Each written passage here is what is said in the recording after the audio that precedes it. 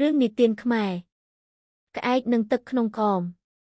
កាលពីយូរយារមកហើយមានក្អែកមួយបានហោះហើរនៅក្នុងព្រៃជាច្រើនថ្ងៃជាប់គ្នាហើយវាមានអារម្មណ៍ស្រេកទឹកខ្លាំងណាស់វាស្វែងរកទឹកគ្រប់ទីកន្លែងប៉ុន្តែដោយសារតែជារដូវប្រាំងទឹកនៅតាមព្រែកស្ទឹងឬទីវាលបើកចំហមានតិចតួចណាស់ក្អែកហោះទៅមកដោយអស់កម្លាំងរហូតដល់វាមើលឃើញបំពង់ដីមួយនៅជិតផ្ទះកសិករពោពេញដោយក្តីសង្ឃឹមក្អែកបានហោះចុះទៅជិតបំពង់ហើយមើលចូលខាងក្នុងវាមើលឃើញថាមានទឹកនៅខាងក្រោមបំពង់ពិតប្រាកដប៉ុន្តែទឹកនៅទាបពេកមិនអាចឲ្យចំពោះវាចូលដល់ដើម្បីផឹកបានទេក្អែកព្យាយាមរុញបំពង់ឲ្យលំអៀងប៉ុន្តែបំពង់ធ្ងន់ពេកមិនអាចរុញបានមិនថាវាព្យាយាមប៉ុន្មានក៏ដោយចំពោះវាក៏មិនអាចប៉ះដល់ទឹកបានដែរ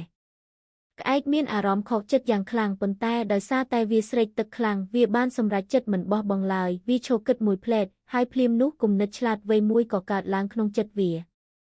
ក្អែកបានហោះទៅប្រមូលថ្មដូចនឹងគ្រោះនៅជិតនោះហើយហោះត្រឡប់មកវិញវាចាប់យកថ្មដូចនោះទម្លាក់ចូលទៅក្នុងបំពង់ម្ដងមួយដោយអត់ធ្មត់រាល់ដុំថ្មដែលវាទម្លាក់ចូលទៅបានធ្វើឲ្យកម្រិតទឹកក្នុងបំពង់ឡើងខ្ពស់បន្តិចម្ដងក្អែកបន្តទម្លាក់ថ្មនឹងគ្រោះយ៉ាងព្យាយាមដោយមិនឈប់ឈរចុងក្រោយកម្រិតទឹកបានឡើងដល់មាត់បំពង់ធ្វើឲ្យក្អែកអាចលូកចំពោះចូលផឹកទឹកបានយ៉ាងងាយស្រួលក្អែកបានផឹកទឹករហូតដល់ស្រេកទឹកបានស្រាលហើយកម្លាំងបានត្រឡប់មកវិញវាមានអារម្មណ៍រីករាយយ៉ាងខ្លាំងចំពោះភាពឆ្លាតវៃនិងការអត់ធ្មត់របស់ខ្លួនបន្ទាប់ពីផឹកទឹកគ្រប់គ្រាន់ហើយក្អែកក៏ហោះចេញទៅដោយក្តីសប្បាយរីករាយមេរៀនសីលធម៌ប្រាជ្ញាអាចដោះស្រាយបញ្ហាបានមិនថាបញ្ហាធំប៉ុណ្ណាទេប្រសិនបើយើងប្រើប្រាជ្ញាគិតរកវិធីដោះស្រាយឆ្លាតវៃយើងតែងតែអាចរកផ្លូវចេញបានជានិច្ច